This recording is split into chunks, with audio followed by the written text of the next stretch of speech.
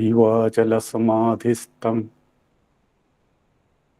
ശിവചൈതന്യരൂപിണം നാരായണഗുരും ധ്യായേൽ സർവസിദ്ധിപ്രദായിനം. ഓം ശാന്തി ശാന്തി ശാന്തി. ഗുരുപാദങ്ങളിൽ പ്രണമിച്ചുകൊണ്ട് ഗുരുവിൻ്റെ പ്രശിഷ്യ പരമ്പരയെ സ്മരിച്ചുകൊണ്ട് നമ്മുടെ ഇന്നത്തെ സ്മരിയ പുരുഷനായ ശ്രീ VK വേലായുധൻ അവരുടെ സ്മരണകൾക്ക് മുമ്പിൽ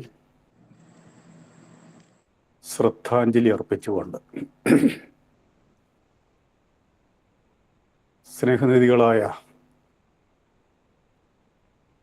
ശിവഗിരി സാഹോദര്യം സ്മൈൽ കുടുംബാംഗങ്ങളെ, സജ്ജനങ്ങളെ, എല്ലാവർക്കും ഗുരുദേവാനുഗ്രഹത്തിനായി പ്രാർത്ഥിക്കുന്നു.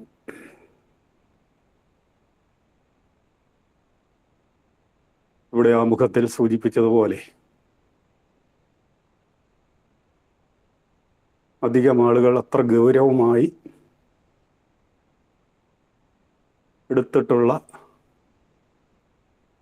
കണ്ടിട്ടുള്ള ഒരാളായിരിക്കില്ല ശ്രീ VK വേലായുധൻ.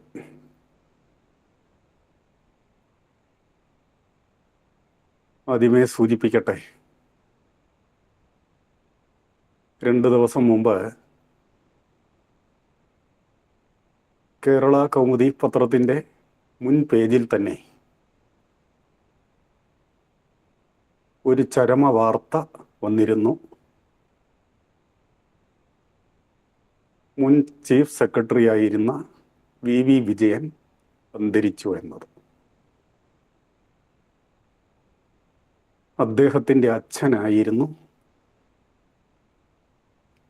ശ്രീ VK വേലായുധൻ എന്ന് സന്ദർഭവശാൽ സൂചിപ്പിക്കുകയാണ്. അദ്ദേഹം എങ്ങനെയാണ് നമ്മുടെ സ്മരിയ പുരുഷനാകുന്നത്? പൊതുജീവിതത്തിലും അദ്ദേഹം പ്രസക്തനായിരുന്നു. സമുദായത്തിലും അദ്ദേഹം അഗണ്യനായിരുന്നു. അദ്ദേഹം SNDP യോഗത്തിൻ്റെ പ്രസിഡന്റായിരുന്നു, ജനറൽ സെക്രട്ടറിയുമായിരുന്നു. സ്റ്റേറ്റ് കോൺഗ്രസിൻ്റെ സെക്രട്ടറി ആയിരുന്നു. നിവർത്തന പ്രക്ഷോഭണ നായകനായിരുന്നു. അദ്ദേഹം ട്രേഡ് യൂണിയൻ നേതാവായിരുന്നു. അദ്ദേഹം കേരളത്തിൻ്റെ ആദ്യത്തെ ലേബർ കമ്മീഷണറായിരുന്നു. റവന്യൂ ബോർഡ് മെമ്പറായിരുന്നു. കേരളത്തിലെ ആദ്യത്തെ പബ്ലിക് സർവീസ് കമ്മീഷൻ ചെയർമാനായിരുന്നു. അദ്ദേഹം അലങ്കരിച്ചിട്ടുള്ള സ്ഥാനങ്ങൾ ഇനിയുമുണ്ട്. ശ്രീനാരായണ പ്രസ്ഥാനത്തിൻ്റെ കരുത്തുറ്റ ഒരു നായകൻ എന്ന നിലയിൽ അദ്ദേഹത്തെ അല്പം ഒന്ന് പരിചയിക്കുകയാണ് നാം ഇവിടെ. അദ്ദേഹം ആലപ്പുഴ സ്വദേശിയായിരുന്നു. അദ്ദേഹം ഒത്തയൊരാളായിരുന്നു. കണ്ടാൽ ആകർഷണീയമായ ശരീരം, അതിനൊത്ത ആകർഷണീയമായ വ്യക്തിത്വം. അദ്ദേഹം വലിയ വാചാലനായിരുന്നില്ല. ആകർഷണീയമായ പ്രസംഗ ശൈലി അദ്ദേഹത്തിന് ഇല്ലായിരുന്നു. പക്ഷേ ഒന്നുണ്ട്, 10,000 കൂടുന്ന സദസ്സ്. ചില വിഷയങ്ങളിൽ ആ സദസ്സ് ഇളകി മറിയുന്ന ഒരവസ്ഥ സങ്കല്പിച്ചു നോക്കുക. ആകെ പ്രകോപിതരായ ഒരു വലിയ സമൂഹം. ഇതാ അണപൊട്ടി ഒഴുകും എന്ന ഒരവസ്ഥയിൽ, വല്ലാത്ത ഒരവസ്ഥയിൽ എത്തി നിൽക്കുമ്പോൾ ആ വേദിയിൽ നിന്നൊരാൾ എഴുന്നേൽക്കുന്നു. അദ്ദേഹം കൈയുയർത്തി ശാന്തരാകുവാൻ, ഇരിക്കുവാൻ ആവശ്യപ്പെടുന്നു.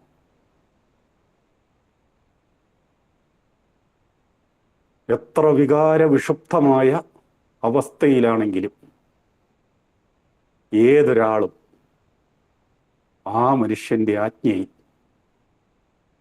ആംഗ്യത്താലുള്ള ആ ആജ്ഞയിൽ അപ്പോൾ തന്നെ അച്ചടക്കം പാലിക്കുന്നു,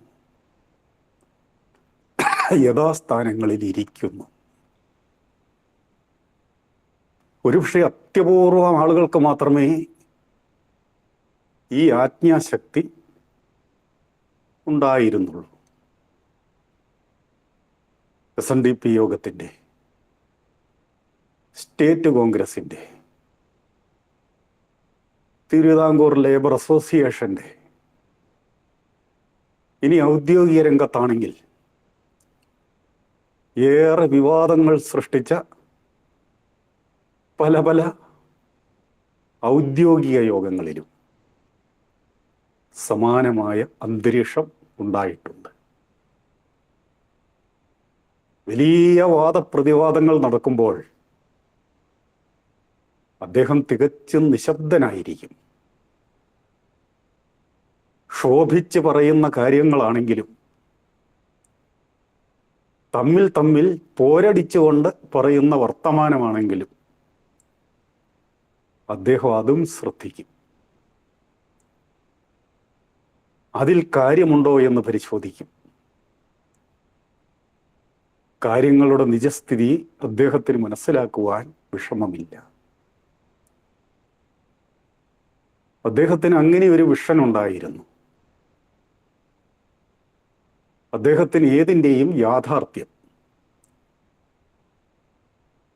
അതിൻ്റെ വസ്തുത കൃത്യമായി മനസ്സിലാക്കാൻ സാധിച്ചിരുന്നു.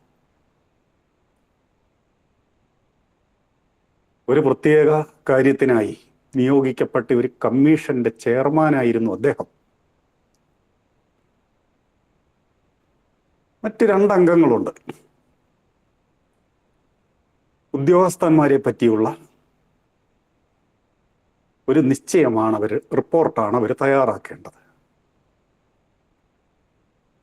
കമ്മീഷനിലെ അതിപ്രഗത്ഭരായ മറ്റ് 2 പേരും സമാനമായ ഒരു കാഴ്ചപ്പാടിലെത്തി. VK വേലായുധൻ അതിന് വിരുദ്ധമായിട്ടാണ് നിന്നത്. ഇപ്പം 3-ൽ 2 പേര് ഒരഭിപ്രായം പറയുന്നു. സ്വാഭാവികമായിട്ടും അത് റിപ്പോർട്ടായി ഗവൺമെന്റിന് കൊടുക്കുന്നു. അപ്പോഴും VK വേലായുധൻ ഒരു കാര്യം ചെയ്തു. അദ്ദേഹം വിശദമായ ഒരു നോട്ട്, വിയോജനക്കുറിപ്പ് അതിൽ കുറിച്ചു. ആ റിപ്പോർട്ടിന് കോടതിയിലെത്തി. ഒരു നിയമപ്രശ്നം കേസായി അത് കോടതിയിലെത്തി. കോടതി VK വേലായുധൻ്റെ ഈ വിയോജനക്കുറിപ്പ് പരിശോധിച്ചിട്ട് കോടതി വിധിച്ചത് VK വേലായുധൻ്റെ ആ കാഴ്ചപ്പാടാണ് ശരിയെന്ന് ആണ്. ഒന്നോർത്തു നോക്കൂ, നിയമം തലനാരിഴ കീറി വാദിച്ച ആ സന്ദർഭത്തിൽ കോടതി വളരെ വിശദമായി അതിനെ പരിശോധിച്ചതിൽ VK വേലായുധൻ എഴുതിയ ആ വിയോജനക്കുറിപ്പ് അതിനെ സാധൂകരിച്ചുകൊണ്ട് അത് തന്നെ വിധിയായി ആ കോടതി പുറപ്പെടുവിക്കുകയായിരുന്നു. VK വേലായുധനെ മനസ്സിലാക്കാൻ ഇതുപോലുള്ള സംഭവങ്ങൾ ധാരാളമുണ്ട്. അദ്ദേഹം ആലപ്പുഴയിലാണ് ജനിച്ചത്. അദ്ദേഹം ജനിക്കുമ്പോൾ SNDP യോഗത്തിന് 1 വയസ്സാകുന്നു. 1904 വളരെ സമ്പന്നമായ ഒരു ഭവനത്തിലായിരുന്നു അദ്ദേഹത്തിൻ്റെ ജനനം. മംഗലത്ത് തറവാട് എന്ന് പറയും. ആ പ്രദേശത്ത് ആ കുടുംബാംഗങ്ങളെ സർവരും ബഹുമാനിച്ചിരുന്നു. സമ്പത്ത് മാത്രമല്ല, നല്ല സംസ്കാരത്തിനും ഉടമയായിരുന്നു ആ തറവാട്. പഴയ താലിയോലകളും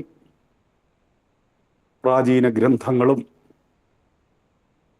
ആധുനികങ്ങളായ ഗ്രന്ഥങ്ങളുമൊക്കെ ആ വീട്ടിൽ കാണപ്പെട്ടു എന്ന് പറയുമ്പോൾ ആ കുടുംബാംഗങ്ങളുടെ സാംസ്കാരിക പൈതൃകം നമുക്ക് മനസ്സിലാക്കാവുന്നതാണ്. അവർ പരോപകാര തൽപരരായിരുന്നു. നാട്ടിൽ എന്തെങ്കിലും ബുദ്ധിമുട്ട് വരുമ്പോൾ അതറിഞ്ഞ് സഹായിക്കുവാൻ ഏകാഭിപ്രായത്തോടെ ആ കുടുംബാംഗങ്ങൾ മുന്നിട്ടിറങ്ങുമായിരുന്നു. കാലങ്ങളായി അവർ നിസ്വാർത്ഥമായി ചെയ്തു വന്ന ഇത്തരം പരോപകാര സേവന പ്രവർത്തനങ്ങൾ കൊണ്ട് അവരിലുള്ള മതിപ്പ് കാലം ചെല്ലും തോറും കൂടിക്കൂടിയാണ് വന്നത്.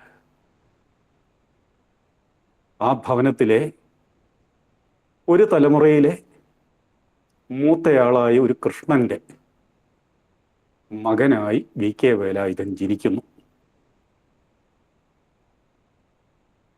ആ ബന്ധത്തിൽ മറ്റ് സഹോദരങ്ങൾ ഉണ്ടായില്ല. അതിനു മുമ്പ് VK വേലായുധൻ ഒരു 2 വയസ്സ് പിന്നിടുമ്പോൾ അച്ഛൻ മരിച്ചു പോകുന്നു. അന്നത്തെ ഒരു വ്യവസ്ഥയുണ്ട്. ഭർത്താവ് മരിച്ചാൽ, അകാലത്തിൽ മരിച്ചാൽ ഭാര്യ സ്വന്തം തറവാട്ടിലേക്ക് മടങ്ങിപ്പോക്കൊള്ളണം. അതെങ്ങനെയാണ് അന്നത്തെ നാട്ടുനടപ്പ്. TK മാധവൻ്റെയൊക്കെ ജീവിതത്തിലും അത് തന്നെയാണ് സംഭവിക്കുന്നത്. അച്ഛൻ മരിച്ചു കഴിഞ്ഞപ്പോൾ അച്ഛൻ്റെ സ്വത്തിന് യാതൊരു അവകാശവുമില്ലാതെ മാതാവിനോടൊപ്പം മാതൃഭവനത്തിലേക്ക് മടങ്ങുകയായിരുന്നു. VK വേലായുധന്റെ കാര്യത്തിലും അങ്ങനെ തന്നെ സംഭവിക്കുന്നു. അച്ഛന് അടക്കം 5 സഹോദരങ്ങളും 5 സഹോദരിമാരും ഉണ്ടായിരുന്നു. അതിൽ മൂത്തയാളായിരുന്നു പിതാവ് കൃഷ്ണൻ. മൂത്തയാള് എന്നുള്ള നിലയിൽ ഇളയവരായ എല്ലാവർക്കും അദ്ദേഹത്തോട് ഒരു പ്രത്യേക ബഹുമാനമുണ്ടായിരുന്നു. അദ്ദേഹത്തിൻ്റെ അകാലത്തിലുള്ള മരണം അവരെ ഏറെ തപിപ്പിച്ചിരുന്നു. മാതൃഭവനത്തിലേക്ക് നാട്ടുനടപ്പനുസരിച്ച് പോയി അവരെ പുനർവിവാഹം ചെയ്തു മറ്റൊരാൾ. ഈ കുട്ടി മാതൃഭവനത്തിൽ തന്നെ കഴിയുകയാണ്. പിതാവിൻ്റെ സഹോദരങ്ങൾ കൂടെ കൂടെ തങ്ങളുടെ ജ്യേഷ്ഠന്റെ പുത്രനെ കാണാൻ ചെല്ലും. ഒരു വേള അവിടെ ചെല്ലുമ്പോൾ ആകെ മുഷിഞ്ഞ് നിൽക്കുന്നു കുട്ടി. കളിയൊക്കെ കഴിഞ്ഞു വന്നിരിക്കുകയാണ്. ദേഹത്താകെ ചെളിയാണ്. ഉടുത്ത വസ്ത്രങ്ങളൊക്കെ ആകെ മുഷിഞ്ഞിരിക്കുന്നു. ഇവർക്കിത് കണ്ടപ്പോൾ വളരെ വിഷമമായി. ഇവരാ മാതൃ വീട്ടുകാരോട് അപേക്ഷിച്ചു, നിങ്ങളുടെ നഷ്ടപ്പെട്ടു പോയ ജ്യേഷ്ഠന്റെ പകരമായി അദ്ദേഹത്തിൻ്റെ ആ സ്മരണ നിലനിർത്തുവാൻ ഈ കുട്ടിയെ തങ്ങൾക്ക് തരണം. അവർക്കതിന് സമ്മതമായിരുന്നു.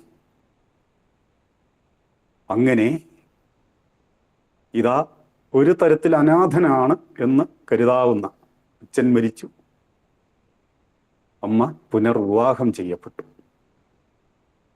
ആ കുട്ടിയെ മംഗലം തറവാട്ടിലേക്ക് കൊണ്ടുവരുന്നു.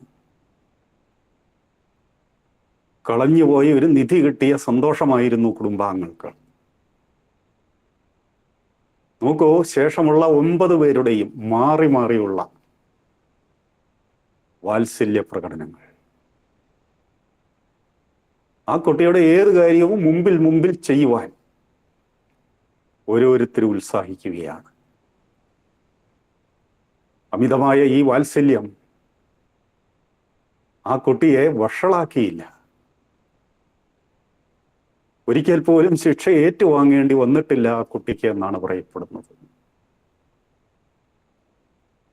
ആ വാത്സല്യത്തിന് അനുസരിച്ച് ആ തറവാടിൻ്റെ നല്ല പൈതൃകം ഏറ്റുവാങ്ങിക്കൊണ്ട് ആ കുട്ടി വളരുന്നതും സംസ്കാര സമ്പന്നനായിട്ടാണ്. വീട്ടിലേവരുടെയും പ്രീതിഭാജനമായിട്ടാണ്. പിതാവിൻ്റെ മറ്റ് സഹോദരങ്ങൾക്കും സന്താനങ്ങളൊക്കെ ആകുന്നു. എത്രയോ സഹോദരങ്ങൾ അങ്ങനെ ഉണ്ടായി. അവരുടെയും ഒരു കാരണവർ സ്ഥാനം വേലായുധന് ലഭിക്കുകയുണ്ടായി. അവരുടെ എല്ലാം കാര്യത്തിൽ ഒരു അന്തിമ തീർപ്പ് വി.കെ. വേലായുധൻ്റേതാകുന്ന ഒരു കാലമാണ് പിന്നീട് ഉണ്ടായത്. അദ്ദേഹം സൂക്ഷ്മഗ്രാഹിയായിരുന്നു. അതുകൊണ്ട് ക്ലാസ്സിൽ ഒന്നാമനായിരുന്നു എല്ലാ ക്ലാസ്സുകളിലും. ഇന്നത്തെ ക്ലാസ്സുകൾ പോലെയല്ല അന്നത്തെ ക്ലാസ്. അങ്ങനെ ഇന്നത്തെ SSLCക്ക് തുല്യമായ പരീക്ഷ കഴിഞ്ഞു. എത്ര വേണമെങ്കിലും പഠിപ്പിക്കുവാൻ വീട്ടുകാർക്ക് സന്തോഷമേ ഉള്ളൂ. പോരെങ്കിൽ അവർക്കെല്ലാവർക്കും ഒരു വിശ്വാസവും കൂടി ഉറച്ചു. ഈ കുട്ടി തിരിച്ചു വന്നതിന് ശേഷം, വേലായുധൻ തിരിച്ചെത്തിയതിന് ശേഷം ആ വീട്ടിൽ ഐശ്വര്യം വർദ്ധിക്കുകയാണ്. അളവറ്റ ഭൂസ്വത്ത് മാത്രമായിരുന്നു അവരുടെ സമ്പത്ത്. പിന്നീട് ഓരോരുത്തരായി വിവിധ വ്യവസായങ്ങളിലേക്കും വ്യാപാരങ്ങളിലേക്കും കടന്നു. തൊട്ടതെല്ലാം പൊന്നായി എന്ന് പറഞ്ഞാൽ മതിയല്ലോ. ഇതെല്ലാം വേലായുധൻ്റെ ഐശ്വര്യമാണ്, വേലായുധൻ വീണ്ടും കടന്നു വന്നതിൻ്റെ ഐശ്വര്യമാണ് എന്നവരെല്ലാവരും ഉറച്ചു വിശ്വസിക്കുന്നു. അങ്ങനെ ഉപരിപഠനത്തിനായി തിരുവനന്തപുരത്തേക്ക് അയക്കുന്നു.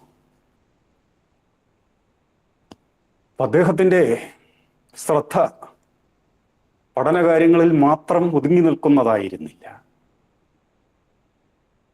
കായിക വിനോദങ്ങളിൽ അദ്ദേഹം ഏർപ്പെടുമായിരുന്നു. വീട്ടിൽ നല്ലൊരു ഗ്രന്ഥ ശേഖരമുണ്ടെന്ന് പറഞ്ഞല്ലോ. വേലായുധൻ അത് വായിച്ചു തുടങ്ങിയിരുന്നു. കേവലം കൗതുകത്തിന് വേണ്ടി എടുത്ത് മറിച്ച് നോക്കുന്നതാണ് എന്ന് കരുതിയിരുന്ന കാരണവന്മാർ പിന്നീട് മനസ്സിലാക്കി ഇത് ശ്രദ്ധയോടെ പഠിക്കുകയാണ്, വായിക്കുകയല്ല പഠിക്കുകയാണ്. കുട്ടിക്കാലം മുതൽ തന്നെ നല്ല ഒരു വായനക്കാരനായി മാറുകയാണ് വേലായുധൻ. അങ്ങനെ ലോകവിജ്ഞാനം കൂടുന്നു, ലോകപരിചയം ഇതാ വർദ്ധിച്ചു വരുന്നു എന്ന് മാത്രമല്ല, അന്നത്തെ കാലത്ത് ആ വീട് തന്നെ ഒരു സംസ്കാര കേന്ദ്രമായിരുന്നു. വൈകുന്നേരങ്ങളിൽ കുടുംബാംഗങ്ങൾ എല്ലാവരും ഒത്തുകൂടും.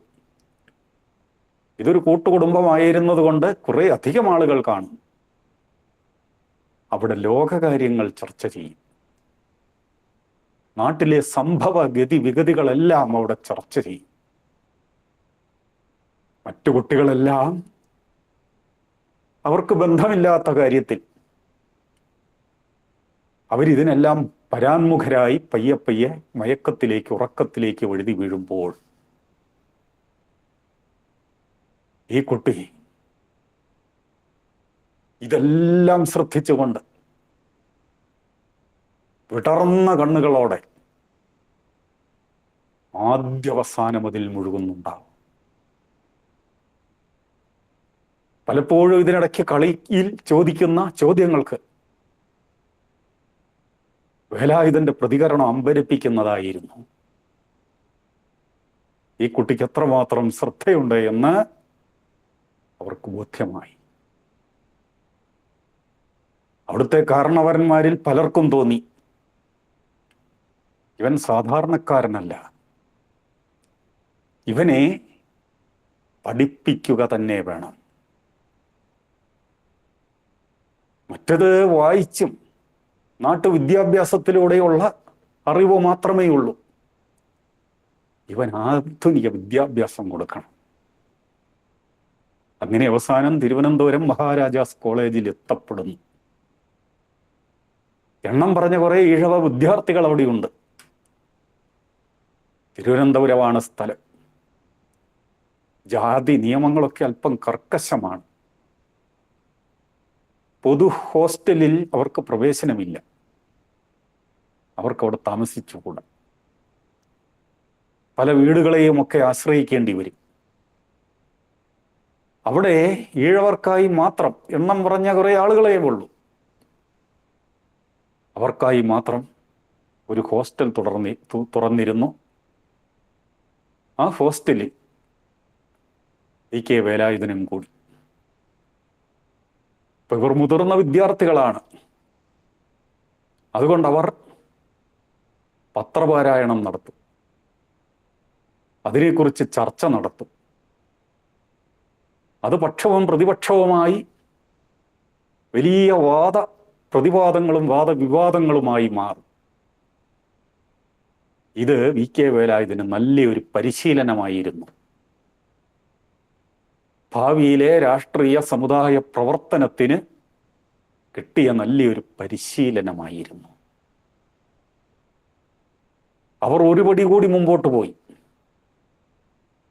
അനന്തപുരിയിൽ എന്തെല്ലാം സാംസ്കാരിക പരിപാടികളുണ്ട്, പ്രവർത്തനങ്ങളുണ്ട്, അതെല്ലാം നിരീക്ഷിക്കുവാൻ ഇവർ സമയം കണ്ടെത്തുകയായി.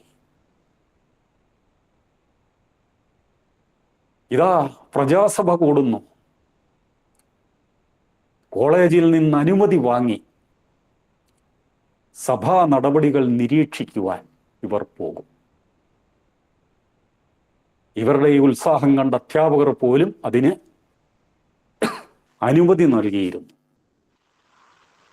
ഒന്നോർത്തു നോക്കൂ, കെ വേലായുധൻ അടിത്തറ മുതൽ, അടിത്തട്ട് മുതൽ ഓരോ പടിപടിയായി ചവിട്ടി കയറി കയറി വന്നാണ് എന്തിൻ്റെയും നേതൃത്വത്തിലെത്തിയത്. നാട്ടിൽ സാമുദായിക പ്രവർത്തനങ്ങൾ പലതുണ്ടാവും. വേലായുധന്റെ ബാല്യകാലത്ത് SNDP യോഗത്തിന് ശാഖകളില്ല. എന്നാൽ പ്രാദേശിക സമാജങ്ങളുണ്ട്. ഈ പ്രാദേശിക സമാജങ്ങളുടെ എല്ലാ പ്രവർത്തനങ്ങളിലും അദ്ദേഹം പങ്കെടുക്കുമായിരുന്നു. അവിടുത്തെ ഭജനകളിൽ, പ്രാർത്ഥനകളിൽ, പൂജകളിലെല്ലാം പങ്കെടുക്കുമായിരുന്നു. പല പല പ്രവർത്തനങ്ങളുണ്ട്.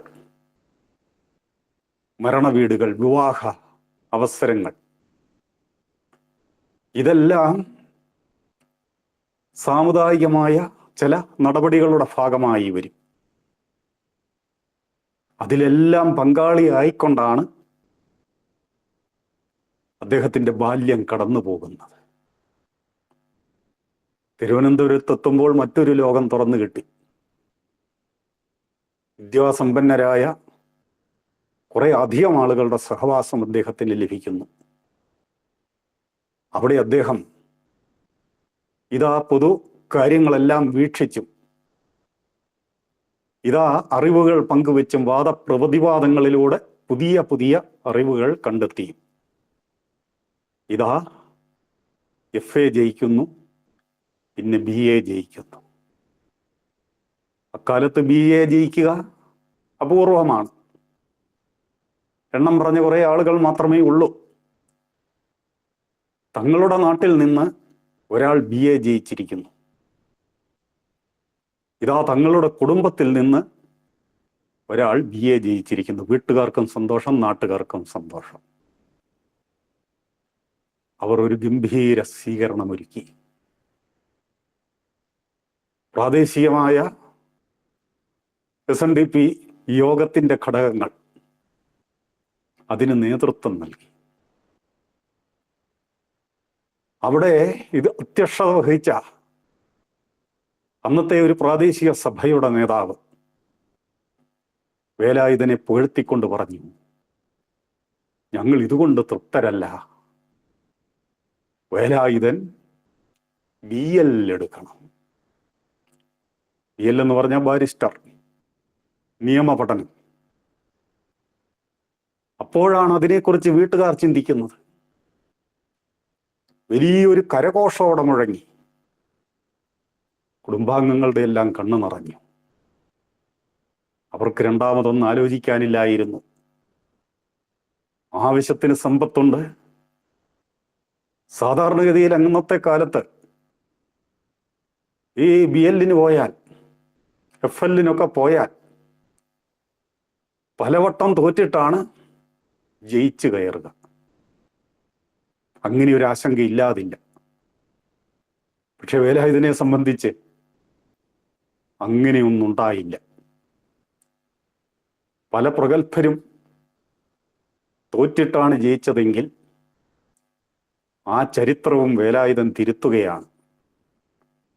FL അദ്ദേഹം ജയിക്കുന്നു, BL അദ്ദേഹം ജയിക്കുന്നു. അദ്ദേഹത്തിൻ്റെ ആ വിജയം ഒരപൂർവ സംഭവമായിരുന്നു. അത് ഏറെ ശ്രദ്ധിക്കപ്പെട്ടു. അതുകൊണ്ട് തന്നെ അദ്ദേഹം സന്നദ്ധെടുത്ത് പ്രാക്ടീസിനിറങ്ങുമ്പോൾ സാമാന്യം നല്ല കേസുകളൊക്കെ അദ്ദേഹത്തിൻ്റെ മുമ്പിൽ എത്തിത്തുടങ്ങി. പക്ഷേ കുടുംബാംഗങ്ങൾ എല്ലാവരും ഒന്നുപോലെ ചിന്തിക്കുകയാണ്. അദ്ദേഹം നല്ലൊരു ആദർശ നിഷ്ഠയുള്ള ഒരാളായിരുന്നു. കേസെന്ന് പറയുമ്പോൾ കുറ്റകൃത്യം ചെയ്യുന്നവർ രക്ഷയ്ക്കായി ആണ് പലപ്പോഴും സന്ദർശിക്കാറുള്ളത്. ന്യായമല്ല പലപ്പോഴും, ന്യായത്തിന് വേണ്ടിയല്ല വാദിക്കേണ്ടത്, അന്യായത്തിന് വേണ്ടിയാണ് എന്ന നില വന്നു. പൊതുവെ ധർമ്മിഷ്ഠരായിരുന്ന മംഗലത്ത് തറവാട്ടുകാർക്ക് ഇതിലല്പം സങ്കോചം തോന്നാതിരുന്നില്ല. ഇത്രയും കഷ്ടപ്പെട്ട് വക്കീലായി, ഇത് വേണ്ടെന്ന് പറഞ്ഞാൽ വീട്ടുകാർക്ക് എന്ത് തോന്നുമെന്ന് കരുതി വേലായുധനും ഒന്നും മിണ്ടുകയുണ്ടായില്ല. അവസാനം ഇതാ വൈദ്യൻ ഇച്ഛിച്ചതും പാല്, വൈദ്യൻ കൽപ്പിച്ചതും പാല്, രോഗി ഇച്ഛിച്ചതും പാലെന്ന അവസ്ഥയിലെത്തി. ഇതാ പൊതുപ്രവർത്തനത്തിലേക്ക് അദ്ദേഹം കടക്കുകയാണ്. ആദ്യരംഗം തിരുവിതാംകൂർ സ്റ്റേറ്റ് കോൺഗ്രസുമായി ബന്ധപ്പെട്ടതായിരുന്നു. അതിലേക്ക് നാം കടക്കുന്നില്ല. സംഭവ ബഹുലമായ കാലഘട്ടമായിരുന്നു അത്. ഇതാ നിവർത്തന പ്രക്ഷോഭണത്തിനുള്ള കളമൊരുങ്ങുന്ന സന്ദർഭമായിരുന്നു. അവിടെ SNDP യോഗത്തിനുള്ളിലും ആഭ്യന്തര പ്രശ്നങ്ങൾ പലതും ഉണ്ടായിക്കൊണ്ടിരുന്നു. നിവർത്തന പ്രക്ഷോഭണം ആരംഭിച്ചതോടെ നിവർത്തന പ്രസ്ഥാനത്തിന്റെ ഭാഗമായി SNDP യോഗം മാറിയതോടെ ഒരു വൈര്യനിരാധന ബുദ്ധി അന്നത്തെ ഗവൺമെന്റിന് SNDP യോഗത്തോട് ഉണ്ടായിക്കഴിഞ്ഞിരുന്നു. സ്റ്റേറ്റ് കോൺഗ്രസിന്റെ സജീവ ഭാഗമായി എന്ന് പറയുകയല്ല, സ്റ്റേറ്റ് കോൺഗ്രസിന്റെ പ്രധാന നേതാക്കളിൽ ഒരാളായി.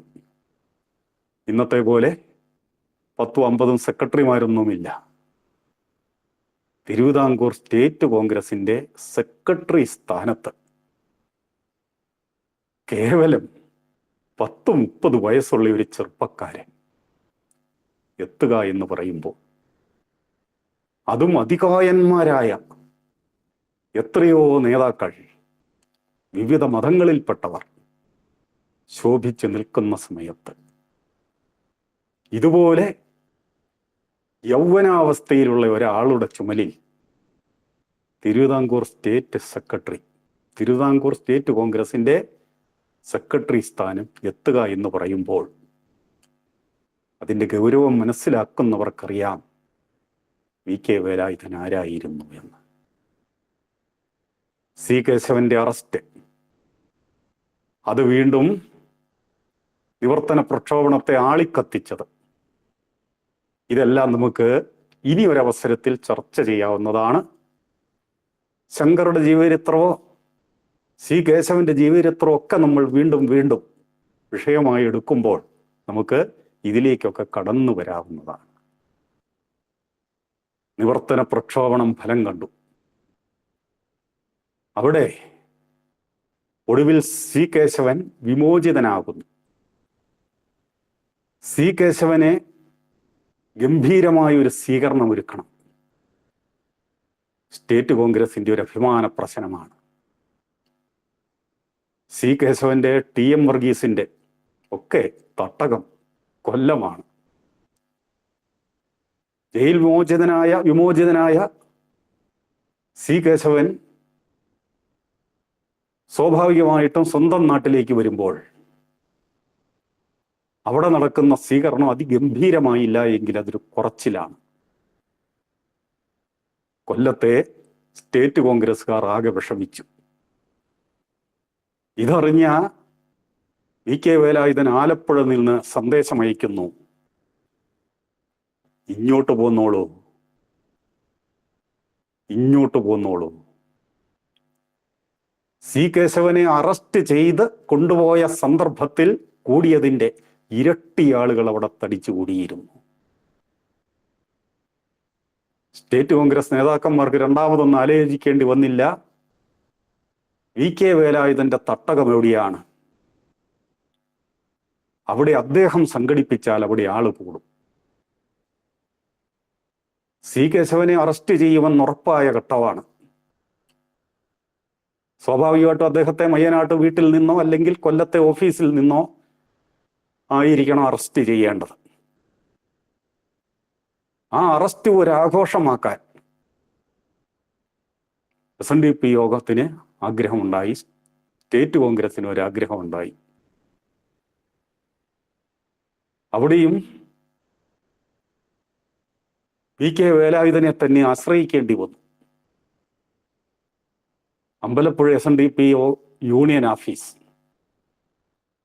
C കേശവനെ അങ്ങോട്ട് കൊണ്ടുവന്നു. C കേശവനെ അവിടെ പാർപ്പിച്ചു.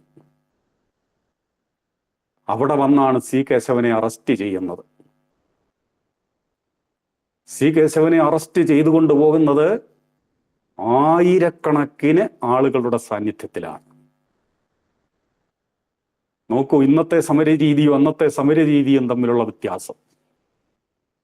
അന്നത്തെ സമരരീതി പൊതുവെ ഇങ്ങനെ ആകണമെന്ന് നിർബന്ധമില്ല. ഇവിടെ എടുത്തു പറയേണ്ടത് VK വേലായുധന്റെ സംഘാടന വൈഭവം. അവിടെ ഇതാ സംഘഗാനം പാടിക്കൊണ്ടാണ് സി കേശവനെ അവർ യാത്രയാക്കുന്നത്. ഒരാധ്യാത്മിക പരിപാടിയാണോ അവിടെ നടക്കുന്നതെന്ന് തോന്നിപ്പോകും, അത്ര അച്ചടക്കം. പോലീസ് അധികാരികൾ വന്നു, വളരെ സൗഹാർദ്ദമായി സി കേശവനോട് ഇടപെടുന്നു, അദ്ദേഹത്തെ അറസ്റ്റ് ചെയ്തതായി അറിയിക്കുന്നു. ഇതാ എല്ലാവരെയും അഭിവാദനം ചെയ്തുകൊണ്ട്, പുഞ്ചിരിച്ചുകൊണ്ട്, എല്ലാവരെയും കൈവീശി കാണിച്ചുകൊണ്ട് സി കേശവൻ ദാ പോലീസിനോടൊപ്പം യാത്രയാകുന്നു. സി കേശവനെ അഭിവാദനം ചെയ്തുകൊണ്ട് ആയിരങ്ങൾ അവിടെ തടിച്ചുകൂടിയിരുന്നു എങ്കിലും യാതൊരു അലോസരവും അവിടെ ഉണ്ടായില്ല. യാതൊരു അലോസരവും അവിടെ ഉണ്ടായില്ല എന്നതിൻ്റെ ഏക കാരണം അത് വി കെ വേലായുധൻ്റെ സംഘാടനം ഒന്നുകൊണ്ട് മാത്രമാണ്. അദ്ദേഹത്തെ മറികടന്ന് അവിടെ ഒരു ശബ്ദമുണ്ടാവില്ല. അഥവാ ഏതെങ്കിലും വികാര വിക്ഷോഭത്തിൽപ്പെട്ട് എന്തെങ്കിലും ഒരു തള്ളലുണ്ടായാൽ കേവലം അദ്ദേഹത്തിൻ്റെ ഒരു ആംഗ്യം മാത്രം മതി, ഉടനെ അവിടം ശാന്തമാവുകയാണ്. ഇതുപോലെ ആജ്ഞാശക്തി ഉള്ള നേതാക്കൾ വളരെ വിരളമാണ്. എത്രയോ നേതാക്കൾ നമുക്ക് തന്നെയുണ്ട്. അവരെല്ലാവരും ഇളകിമറിയുന്ന വേദികളിൽ അതിനെ അഭിമുഖീകരിച്ച് നിശബ്ദരായിരിക്കുകയേ ചെയ്തിട്ടുള്ളൂ. ആ യോഗത്തിൽ നിന്ന് ഇറങ്ങിപ്പോവുകയോ അല്ലെങ്കിൽ ആ യോഗം അവസാനിപ്പിക്കുകയോ ചെയ്യേണ്ടി വരുമായിരുന്നു. വി കെ വേലായുധന്റെ സാന്നിധ്യത്തിൽ അങ്ങനെ ഒരു അവസരം വന്നിട്ടില്ല. ആർ ശങ്കർ സെക്രട്ടറി സ്ഥാനത്തേക്ക് വരുന്ന യോഗ വാർഷികം നടക്കുന്നത് ചങ്ങനാശ്ശേരിയിലാണ്. തിരുവിതാംകൂർ ഗവൺമെന്റിന്റെ ചാര പോലീസ് മഫ്തി വേഷത്തിൽ അവിടെ കറങ്ങിയിരുന്നു. അവർ നിയോഗിക്കപ്പെട്ടത് എന്താണ്? ശങ്കർ വന്നാൽ ആ ഹാളിൽ പ്രവേശിച്ചുകൂടാ, ശങ്കർ ആ വാർഷികത്തിൽ പങ്കെടുത്തുകൂടാ. അപ്പൊ ശങ്കറെ എന്തിനാണ് അങ്ങോട്ട് അയക്കുന്നത്? ഇത് പറഞ്ഞു പോയാൽ വിഷയങ്ങൾ ഒത്തിരി പരന്നു പോകും. എന്തിനുമായിക്കൊള്ളട്ടെ,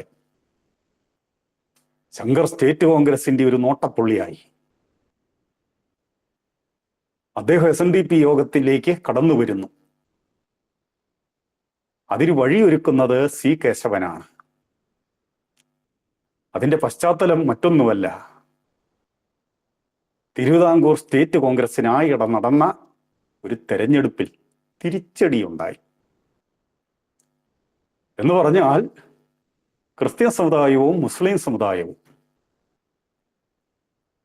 ഈഴവ സമുദായവും കൂടി യോജിച്ചായിരുന്നു തിരുവിതാംകൂർ സ്റ്റേറ്റ് കോൺഗ്രസിന് രൂപം നൽകിയത്. ഒരു ഘട്ടം കഴിഞ്ഞപ്പോൾ ആ സമുദായങ്ങൾ ഇതിനോടുള്ള താല്പര്യം ഒന്ന് കുറച്ചു. അവർ അവരുടേതായ വിവിധ ചില മേഖലകൾ തുറന്നിട്ടു. SNDP യോഗത്തിനാണെങ്കിൽ മറ്റ് മാർഗമില്ലാതെ തിരുവിതാംകൂർ സ്റ്റേറ്റ് കോൺഗ്രസുമായിട്ടുള്ള ബന്ധം വിടേണ്ടി വന്നു. ഈശ്വര,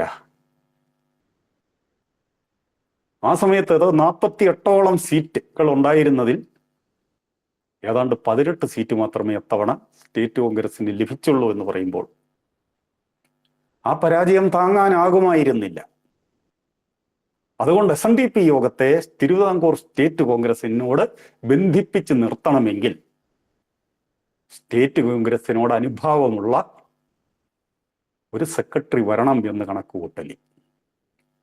സ്റ്റേറ്റ് കോൺഗ്രസ് പ്രവർത്തനത്തിൽ മാത്രം മുഴുകിക്കഴിഞ്ഞിരുന്ന, സാമുദായിക പ്രവർത്തനങ്ങളിലൊന്നും ബന്ധപ്പെടാതിരുന്ന യുവാവായ ആർ ശങ്കറെ സി കേശവൻ ഇതാ രംഗത്തേക്ക് കൊണ്ടുവരുന്നു.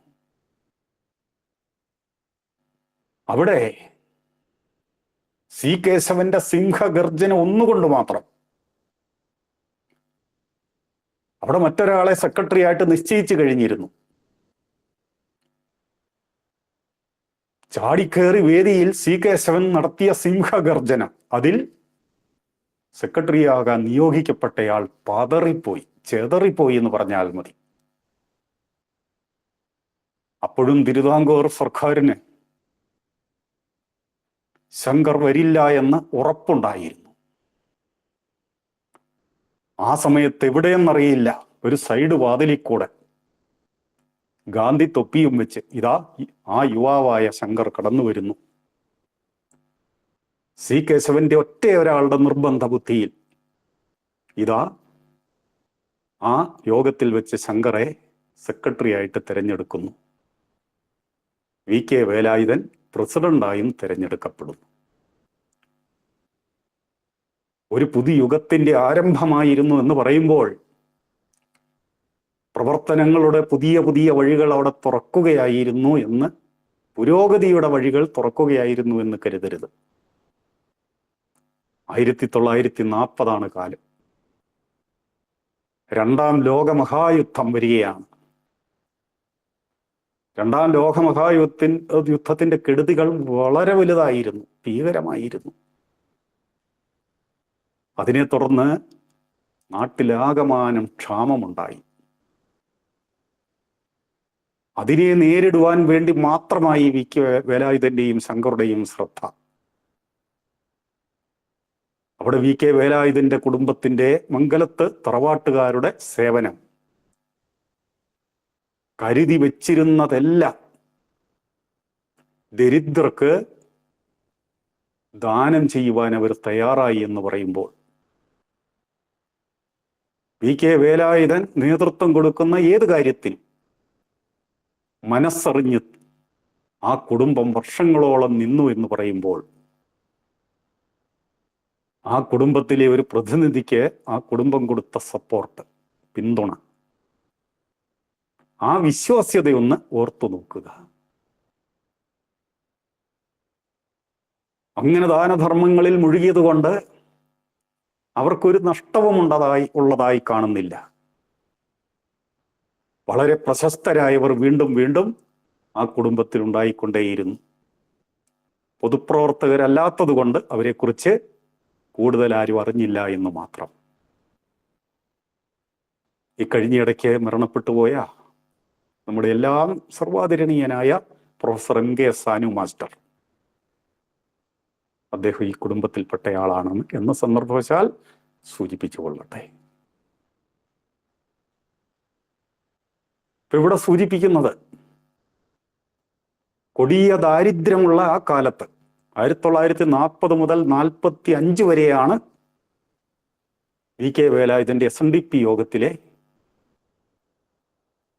ഭാരവാഹി ആയിട്ടുള്ള ആ കാലം. സി കേശവന്റെ അറസ്റ്റിനെ തുടർന്ന്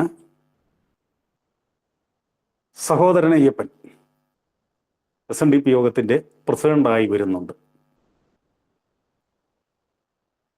സഹോദരൻ അയ്യപ്പൻ പ്രസിഡന്റായി വന്നപ്പോൾ സെക്രട്ടറി ആയിട്ട് വന്നത് വി കെ വേലായുധനാണ്. അന്ന് 36 വയസ്സേ ഉള്ളൂ. ഏതാണ്ട് 4 മാസം കഴിഞ്ഞപ്പോൾ സഹോദരൻ അയ്യപ്പന് ആദ്യത്തെ ഹൃദ്രോഗം വരുന്നു. അത് കഠിനമായിരുന്നു. അദ്ദേഹത്തിന്റെ ഈ കാഴ്ച ശക്തിക്ക്, ഒരു കണ്ണിന്റെ കാഴ്ച ശക്തിക്ക് പോലും മങ്ങലേറ്റു. അത്ര തീവ്രമായിരുന്നു. യോഗ നേതൃസ്ഥാനം തുറന്നു കൊണ്ടുപോകാൻ അദ്ദേഹത്തിന് സാധിക്കാതെ വന്നതുകൊണ്ട് അദ്ദേഹം രാജിവെച്ചു. വിചിത്രമായ ഒരു കാര്യമാണ് പിന്നീട് നടക്കുന്നത്. സഹോദരൻ അയ്യപ്പനിരുന്ന കസേരയാണ്. അതിനു മുമ്പ് സാക്ഷാൽ സ്വാമി തൃപ്പാദങ്ങൾ ഇരുന്ന കസേരയാണ്. സ്വാമി തൃപ്പാദങ്ങളെ തുടർന്ന് പി മാധവൻ വൈദ്യർ ഇരുന്ന കസേരയാണ്. ദൈവമേ, സഹോദരൻ അയ്യപ്പന്റെ പിൻഗാമിയായി ആര് വരണം? അവിടെ ആ യോഗത്തിൽ ഒരു വിചിത്രമായ തീരുമാനമാണ് ഉണ്ടാകുന്നത്. ആ കസേരയിൽ മറ്റാരും ഇരിക്കണ്ട, വി കെ വേലായുധൻ തന്നെ ഇരുന്നാൽ മതി. അവിടെ അപൂർവമായൊരു യോഗ ചരിത്രത്തിലെ അത്യപൂർവമായൊരു സംഭവം നടക്കുന്നു. സഹോദരൻ അയ്യപ്പന് പകരമായി വരുന്ന acting president V K Velayudhan. യോഗത്തിന്റെ ജനറൽ സെക്രട്ടറിയോ അതും വി കെ വേലായുധൻ. ഒരേ സമയം തന്നെ യോഗത്തിന്റെ പ്രസിഡന്റും സെക്രട്ടറിയും ഒരാളാവുക, ഇത് വി കെ വേലായുധന് മാത്രം. ഇത് തികച്ചും ജനാധിപത്യ രീതിയിൽ തീരുമാനിക്കപ്പെട്ടതാണ് എന്നുകൂടി ഓർത്തിരിക്കേണ്ടതാണ്. ഒരു സഹായ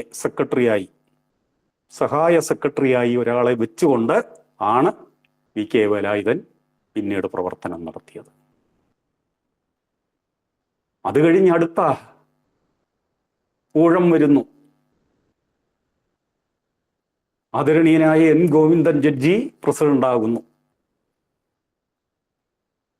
വി കെ വേലായുധൻ സെക്രട്ടറി ആകുന്നു. അത് കഴിഞ്ഞ് വീണ്ടും ഒരു ടൈം കൂടി അദ്ദേഹം രംഗത്തേക്ക് വരുന്നു. അത് പ്രസിഡന്റായിട്ടാണ്. മറ്റേത് ആക്ടിംഗ് പ്രസിഡന്റ് ആയിരുന്നു, ഇത് തെരഞ്ഞെടുക്കപ്പെട്ട പ്രസിഡന്റായി. അന്ന് അദ്ദേഹത്തിന് 37 വയസ്സ് പിന്നിടുന്നതേ ഉള്ളൂ. SNDP യോഗ ചരിത്രത്തിലെ ഏറ്റവും പ്രായം കുറഞ്ഞ യോഗം പ്രസിഡന്റ്. ഈ പദവി വി കെ വേലായുധന് മാത്രമുള്ളതാണ്. നോക്കണം, അദ്ദേഹം SNDP യോഗത്തിന്റെ പ്രസിഡന്റ് ആയിരിക്കുമ്പോഴാണ് തിരുവിതാംകൂർ ലേബർ അസോസിയേഷന്റെ ഒരു മഹാസമ്മേളനത്തിൽ വെച്ച്, പലരും കേട്ടിരിക്കുക ചരിത്രം, ആദ്യമായി ഒരു തൊഴിലാളി പ്രസ്ഥാനത്തിന്റെ പേരിൽ അരിവാൾ ചുറ്റിയ, നക്ഷത്രമില്ല,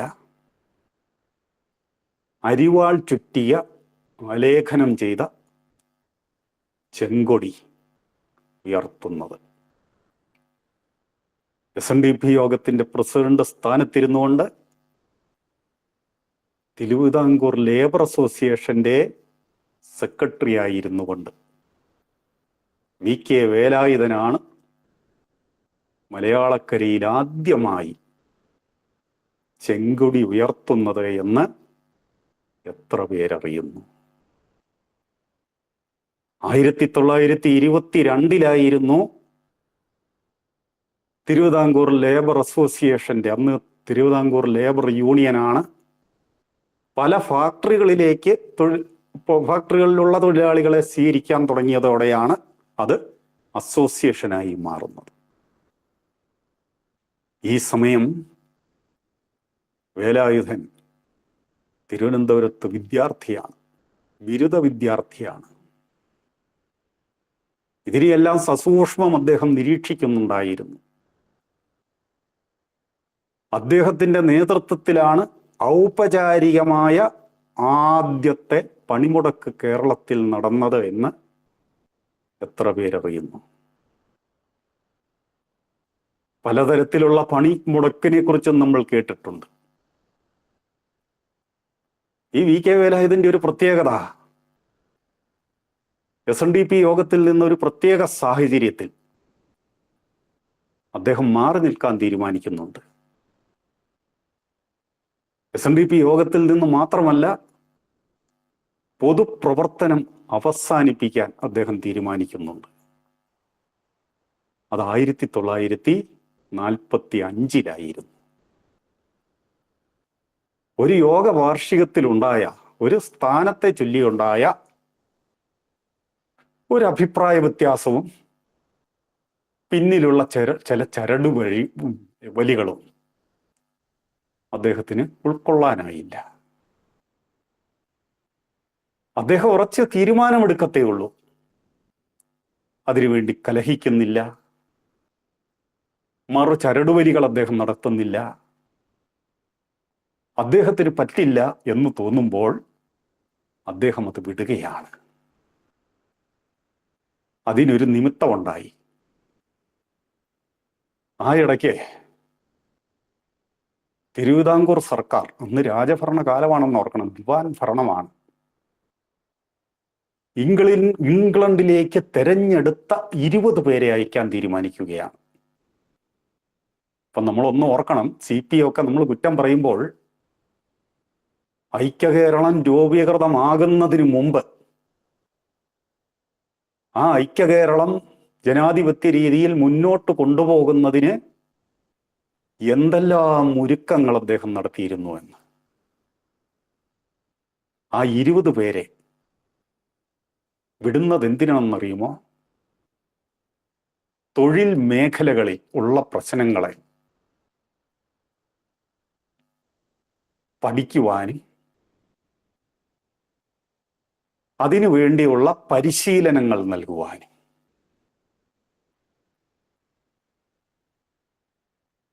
VK വേലായുധൻ അതിന് അപേക്ഷിച്ചു. അപേക്ഷിക്കുന്നവരെല്ലാം തൊഴിൽ മേഖലയുമായി ഏതെങ്കിലും തരത്തിൽ ബന്ധമുള്ളവരായിരിക്കണമെന്ന് നിഷ്കർഷിച്ചിരുന്നു.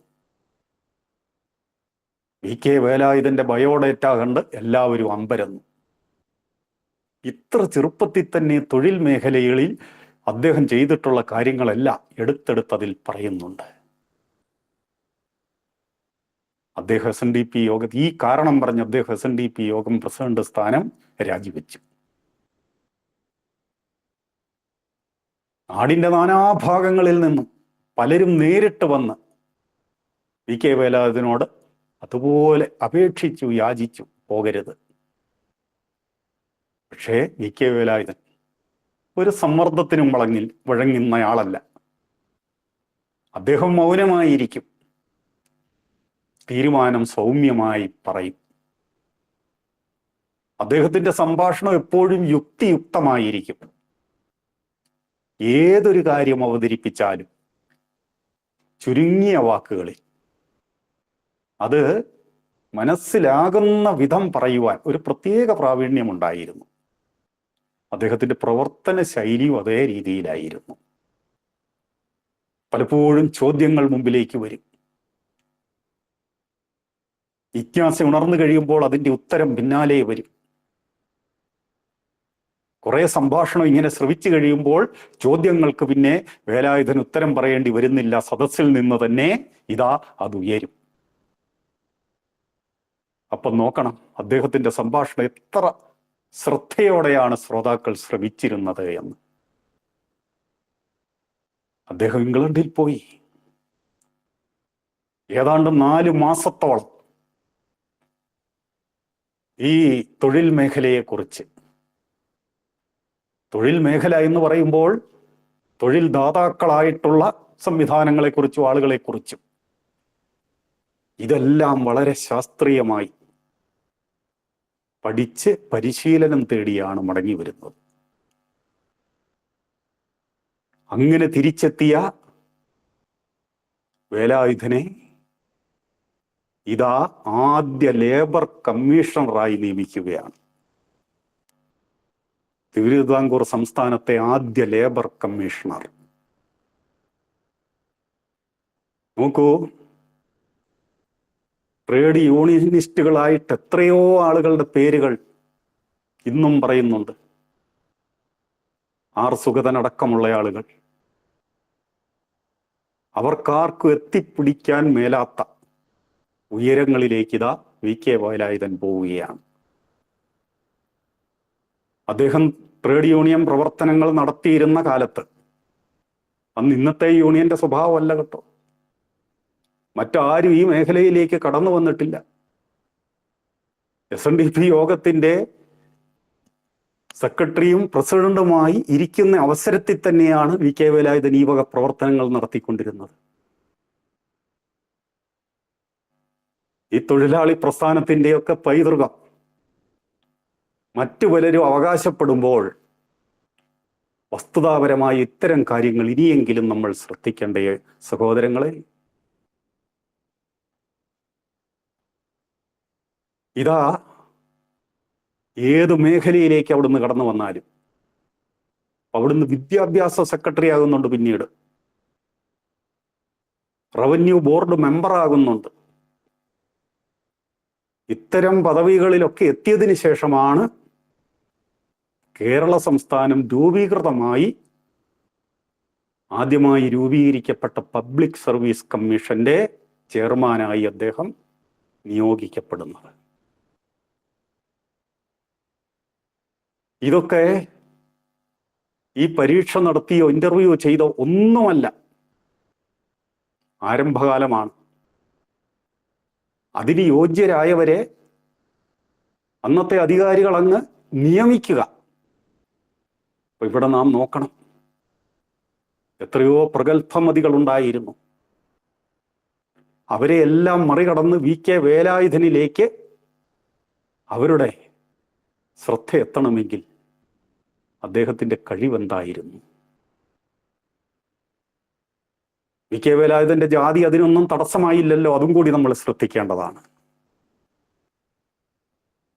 നോക്കൂ, പനമ്പള്ളി ഗോവിന്ദമേനോനാണ് അദ്ദേഹത്തെ പബ്ലിക് സർവീസ് കമ്മീഷനിലേക്ക് കൊണ്ടുവരുന്നത്. ഏത് മേഖലയിലുമായിക്കൊള്ളട്ടെ അദ്ദേഹത്തിന്റെ പഠനം അത് മാതൃകാപരമാണ്. ആഴത്തിൽ പഠിക്കും. അദ്ദേഹം ഒരു നോട്ട് കുറിച്ചാൽ ഒരിക്കലും അത് തിരുത്തേണ്ടി വന്നിട്ടില്ല. അത്ര സുചിന്തിതമായിരുന്നു. എന്ന് മാത്രമല്ല, അദ്ദേഹത്തിന്റെ ചില പ്രവൃത്തികളൊക്കെ ഓർക്കുമ്പോൾ ഈ മലയാളിയായിരുന്ന ഒരു KPS മേനോനുണ്ടല്ലോ, നാട്ടുരാജ്യങ്ങളെ മുഴുവൻ വരുതിയിൽ കൊണ്ടുവരുന്നതിന് ഈ സർദാർ വല്ലഭായ് പട്ടേൽ നിയോഗിച്ച അതിപ്രശസ്തനായ ഒരു ബ്യൂറോക്രാറ്റ്, നയതന്ത്രജ്ഞൻ, അദ്ദേഹത്തെ അനുസ്മരിച്ചു പോകും. ഒരു ഉദാഹരണം പറയുകയാണ്. തിരുവിതാംകൂർ കൊച്ചി സംയോജനം നടന്നു. തിരുവിതാംകൂർ കൊച്ചി സംയോജനം നടന്നു ഒരു ഐക്യ കേരളത്തിലേക്ക് അടുക്കുകയാണ്. മലബാർ പിന്നീട് അതിന്റെ ഭാഗമാകും. ഇപ്പൊ 2 ഗവൺമെന്റുകളുണ്ട്. അത് ഒറ്റ ഗവൺമെന്റ് ആവുകയാണ്. 2 ഗവൺമെന്റ് ഉണ്ടായിരുന്നപ്പോൾ കൊച്ചിയിലും ഉദ്യോഗസ്ഥരുണ്ടായിരുന്നു, ഗവൺമെന്റ് സെക്രട്ടറിമാരൊക്കെ ഉണ്ടായിരുന്നു. ഇതാ തിരുവിതാംകൂറിലുമുണ്ട്. ആരും ചിന്തിച്ചില്ല ഇതുപോലൊരു കീറാമുട്ടി ഉണ്ടാകുമെന്ന്. ഉദ്യോഗസ്ഥരെ എങ്ങനെ പുനർവിന്യസിക്കും? കൊച്ചിയിലായിരുന്നപ്പോൾ ഞാൻ ഇന്നാരായിരുന്നു ഒരാളങ്ങ് അവകാശപ്പെടുകയാണ്. അതുപോലെ തന്നെ അവകാശവാദം തിരുവിതാംകൂറിൽ നിന്നും വരുന്നു. എന്ത് ചെയ്യും? ഇത് ഗവൺമെന്റിന്റെ മുന്നിൽ ഒരു കിറാമുട്ടിയായി. ആരും വിട്ടുവീഴ്ചയ്ക്ക് തയ്യാറാകുന്നില്ല. ആരെ കൊണ്ട് ഇത് പരിഹരിക്കാൻ പറ്റും? ഭരണതലത്തിലുള്ളവർ ആകെ കുഴങ്ങി. ആ സമയത്ത് ഈ കുഴഞ്ഞ പ്രശ്നം പരിഹരിക്കുവാൻ ഒരാളെ കൊണ്ട് സാധിക്കുമെന്നൊരു ചിന്ത ഗവൺമെന്റിന് വരുന്നു. അതും അവസാനം എത്തിപ്പെട്ടത് VK വേലായുധന്റെ ചുമലിലാണ്. അദ്ദേഹം 3 മാസമേ ആവശ്യപ്പെട്ടുള്ളൂ. 3 മാസത്തെ സാവകാശം തരണം. ഒറ്റ ഉദ്യോഗസ്ഥനെ പോലും പിരിച്ചുവിടാതെ, ഗവൺമെന്റ് തലത്തിൽ ഉന്നത സ്ഥാനങ്ങൾ വഹിച്ചുകൊണ്ടിരുന്ന ഒറ്റയാൾക്ക് പോലും നിരാശയുണ്ടാകാതെ ഈ വിഷയം പരിഹരിക്കാം. അത് അദ്ദേഹത്തിന്റെ അമിത ആത്മവിശ്വാസമായിട്ടേ കരുതിയുള്ളൂ. എങ്ങനെയെങ്കിലും ഇതിന് ഒരു പരിഹാരമാകട്ടെ. ഈ സമയം അദ്ദേഹം രോഗപീഡിതനായിരുന്നു. ഈ വൃക്കയിൽ കല്ല്, കിഡ്നി സ്റ്റോൺ, വേദന കൊണ്ട് അദ്ദേഹം പൊളയുകയാണ്. അദ്ദേഹം ഏത് കാര്യത്തിൽ ഏർപ്പെട്ടാലും അഗാധമായി അതിനെക്കുറിച്ച് ചിന്തിക്കും, പഠിക്കും. ഈ വിഷയത്തിന്റെ ഗൗരവം വേലായുധന് ബോധ്യപ്പെട്ടു. അടിയന്തരമായി ശസ്ത്രക്രിയ ചെയ്ത് നീക്കേണ്ടതുണ്ട് കല്ല്. അദ്ദേഹം ഈ വേദന കടിച്ചമർത്തിക്കൊണ്ട് ഈ ദൗത്യത്തിൽ ഏർപ്പെടുന്നു. കൃത്യം ദിവസത്തിന്റെ കണക്ക് പറയുന്നുണ്ട്. 81 ദിവസം കൊണ്ട് കൂടുതൽ ആക്ഷേപങ്ങൾക്കൊന്നും പരിഭവങ്ങൾക്കൊന്നും ഇടവരാത്ത വിധം ഈ ഉദ്യോഗസ്ഥ വൃന്ദത്തെ പുനർവിന്യാസം ചെയ്തു എന്നുള്ളതാണ്. എന്തായിരുന്നു അദ്ദേഹത്തിന്റെ ആ നയം? ആരും ക്ഷോഭിച്ചില്ല, ഒരു നിയമപ്രശ്നം പോലും ഉണ്ടായില്ല, ഒരു കോടതി വ്യവഹാരം പോലും ഉണ്ടായില്ല. ആ പ്രശ്നം പരിഹരിച്ചതിന് ശേഷമാണ് വേലായുധൻ ആശുപത്രിയിലേക്ക് പോകുന്നത്. സാധാരണഗതിയിൽ ഇങ്ങനെയൊരു കഠിനമായ വേദന, ഇങ്ങനെയൊരു വേദന അനുഭവിച്ചുകൊണ്ട് ആരെങ്കിലും ഇതിന് തയ്യാറാകുമോ? പ്രിയമുള്ളവരെ, ഇതാ ഐക്യ കേരളം ആയതിനു ശേഷം ഈ കെ വേലായുധന് എതിരെ പല പല നീക്കങ്ങളും നടന്നു. ഇദ്ദേഹം എപ്പോഴും തങ്ങൾക്ക് ഒരു തലവേദനയാണ്. കാരണം ഇദ്ദേഹം അധ്വാനിക്കുന്നത് പോലെ, ത്യാഗം ചെയ്യുന്നത് പോലെ, അതുപോലെ ത്യാഗികളാകാൻ മറ്റാർക്കും കഴിയുമായിരുന്നില്ല. അങ്ങനെ എന്തെല്ലാം എതിർപ്പുകൾ ഉണ്ടായിട്ടും ആ എതിർപ്പുകളെല്ലാം തരണം ചെയ്തുകൊണ്ട് അദ്ദേഹം വിജയകരമായി അദ്ദേഹത്തിൻ്റെ ഔദ്യോഗിക ജീവിതം അവസാനിപ്പിക്കുകയായിരുന്നു. വളരെ ശാന്തമായി, സ്വസ്ഥമായി അദ്ദേഹത്തിൻ്റെ അന്ത്യം 1982 ഫെബ്രുവരി മാസം 25-ാം തീയതി അദ്ദേഹം ഇഹലോകവാസം വെടിഞ്ഞു. 12 മക്കളുണ്ടായിരുന്നു അദ്ദേഹത്തിന്. അച്ഛൻ്റെ സഹോദരിയുടെ മകളായിരുന്നു അദ്ദേഹത്തിൻ്റെ സഹധർമ്മിണി.